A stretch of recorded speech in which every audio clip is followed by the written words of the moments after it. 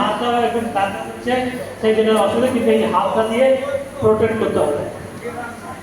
ওর পাটাকে আমি ঠিকঠাকে অ্যাকসেপ্ট করবো না, ওকে মেরে ফেলবো পাটাকে।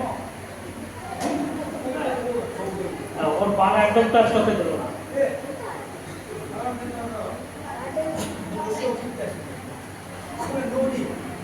এটা দরকার নেই, কোমরটাকে এইভাবে সরিয়ে বলা যাবে।